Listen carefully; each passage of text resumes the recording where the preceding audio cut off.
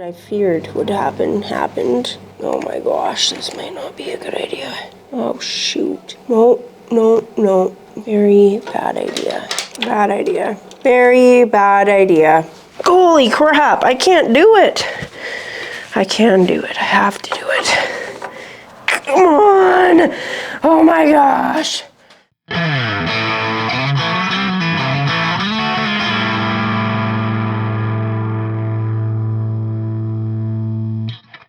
Hello everybody and welcome back to my channel. So guys, I've been pretty sick for the last few days and this is my first time making it back out into the garage since I got home from Florida, and I'm so happy to be out here. I feel like I haven't been out here in ages. You can probably tell by the way I sound that I'm still a little bit sick, but I'm definitely nowhere near as sick as I was a couple days ago.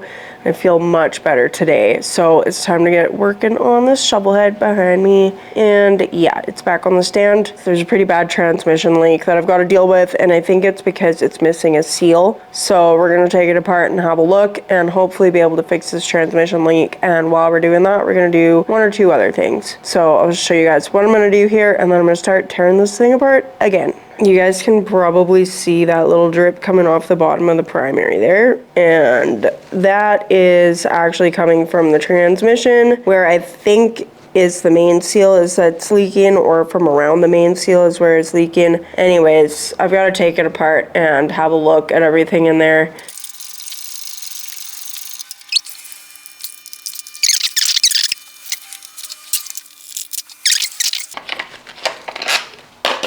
Put anti-seize on the primary bolts because a lot of times you'll get like that, I guess like galvanic corrosion type thing going on. So because the bolts are steel and they're going into aluminum, they'll corrode and end up getting seized together.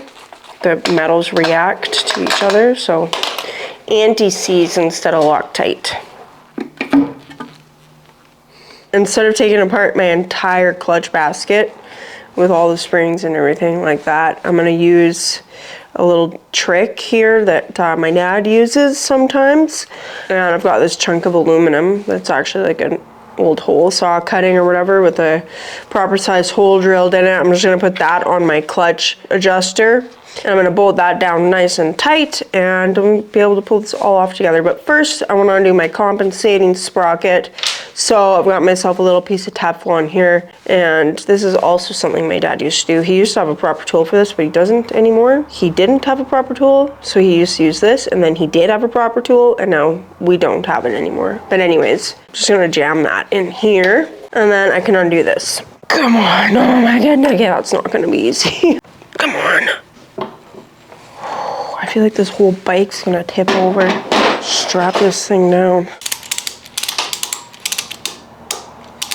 Let's try this again. A little bit longer handle. Come on. Why are you being so hard to move?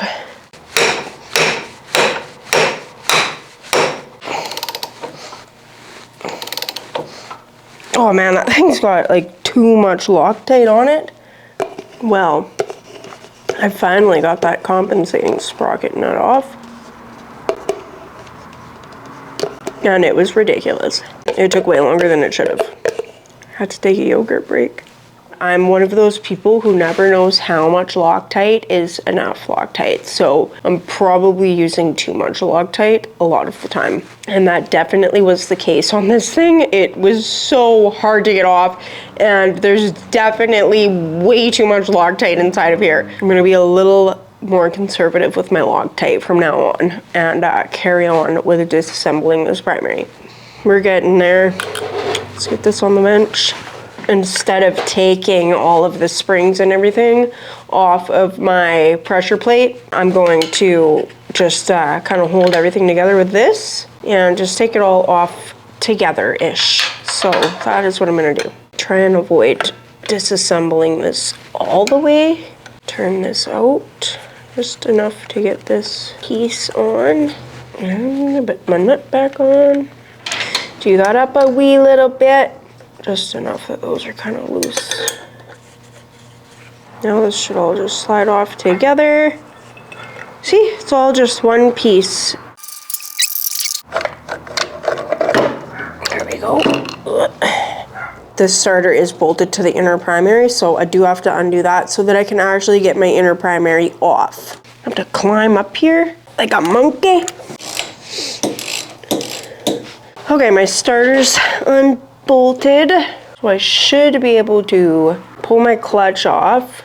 Actually, I have a homemade tool for taking the clutch nut off, and if you want to see how to make this tool, I'll link a video somewhere in one of the corners here. There we go, and that one, thank God, does not have too much Loctite. Oh shoot, I gotta undo the whole kick freaking starter side of this to get this off. Okay guys, I'm really regretting this whole forgetting to put this seal in the transmission. Actually, I didn't forget, I didn't know whether or not it needed it.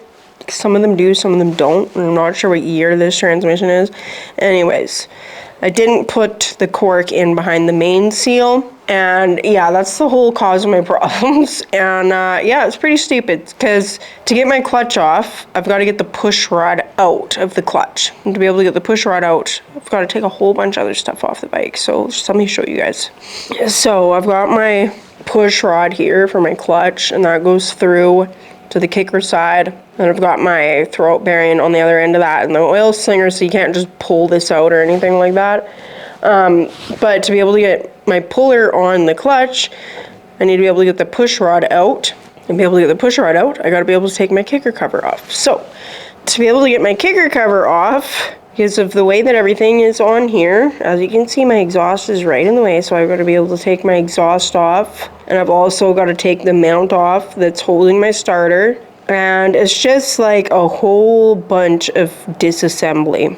I'm going to try to get my push rod out without taking everything else apart. So I'm going to try to get my throat bearing and my oil slinger off the end of my push rod and pull my push rod out the clutch side, and then hopefully be able to reassemble everything without taking my kicker cover off. But if it doesn't work, well, I just have to do what I would have had to do anyways. But if it does work, I'm saving myself a whole bunch of time and work. All right, we're gonna see how this goes, and hopefully it goes well, because I really don't want to have to take everything else here apart.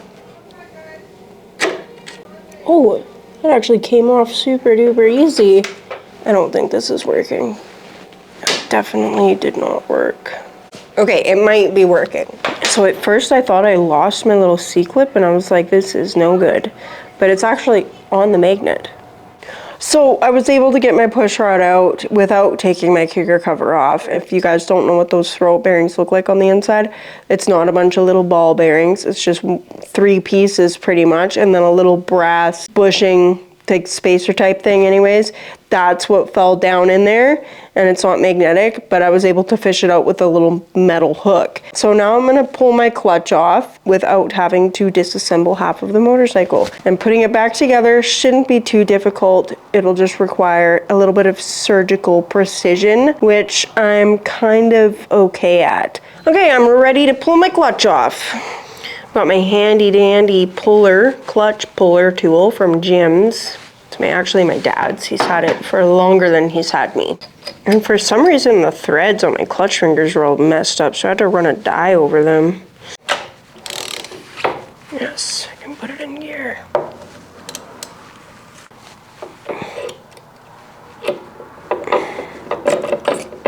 There we go. Everything else should be pretty simple. Only thing I'm kind of worried about is my starter stuff being a bit of a pain in the butt. Alright, now I should be able to just start pulling my primary off.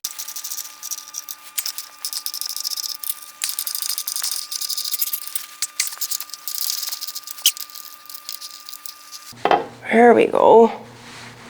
I've got another couple homemade tools here, so I'm going to use this tool for holding my sprocket still while I undo the nut on there, and then I'm going to use this homemade tool for getting the nut off. And if you want to see how we made this socket, save you a few bucks if you don't have the money to go buy one. Pretty easy to make. I'll link a video. Also, this tool is something that my dad made a long time ago, but it's also pretty simple. 5/8 maybe, square stock, just with the end kind of ground down a little bit with a hole punched through it, 5/16 bolt through there, and a chunk of chain. I'm gonna use this to keep my transmission sprocket from spinning while I undo it. I'm just gonna snake this down in here, spin this on. Once you start to turn it, this will kind of tighten up, and the bar will stop against the sprocket there. And it'll also stop here where it's touching the frame, and it'll keep that all from turning while I undo it. There we go. Oh yeah, look at all the oil coming out of there. It's definitely where it's leaking out of. I'm gonna pull this seal out, and I'm gonna use a little trick that a lot of you probably know about, but some of you probably don't know about. So I've got a little drill bit, little wee baby drill bit on here, and I've got this little piece of brake line I'm gonna put over my drill bit, and that's just for my depth so that I don't drill too far. I'm gonna drill 3 holes in my seal, in the shield, and then I'm gonna screw these wood screws in. I'm gonna screw those guys in, and then I'm gonna pull my seal out using the screws. You might not need to use this little shieldy thingy, but I'm using it because I don't want to drill into my bearing by accident or anything. These suckers in there.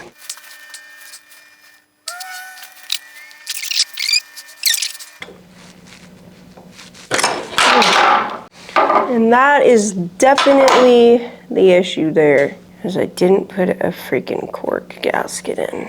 So I wasn't sure what year this transmission is, and I didn't know if that hole was supposed to be covered or not, so I didn't put the gasket in here, the cork gasket that would go behind the main seal in some of these, and yeah, that's why it's leaking. I wasn't sure if that hole was meant to be open for like oil passage for some reason. That there was the culprit all along.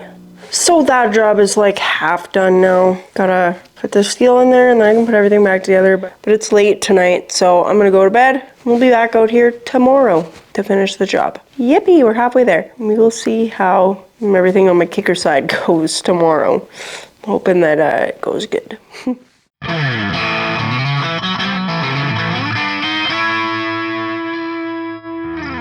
Drilling like a villain.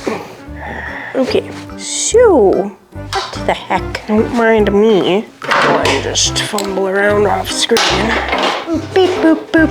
Boop bitty doop beep boop beep. Hee hee! Okay, don't do that, Angel. Don't be stupid. Good enough. Because that's just a nut, so that should be not too much of a pain in the butt. Pete's sake. Come on. That's gonna be annoying. Why are you being so annoying? This is being more annoying than I want it to be. Be so annoying. Why are you being so freaking annoying? Seriously? Stupid. That's just dumb. Oh my gosh. Oh shoot. Whoopsie. Come on. Everything takes so long. Okay then. Okay then. Okay. Dookie. Okay. Dookie. And I don't really want to take it apart. I don't want to take the whole thing apart. Yes, you do, Angel. You do. Maybe I do. Maybe I don't.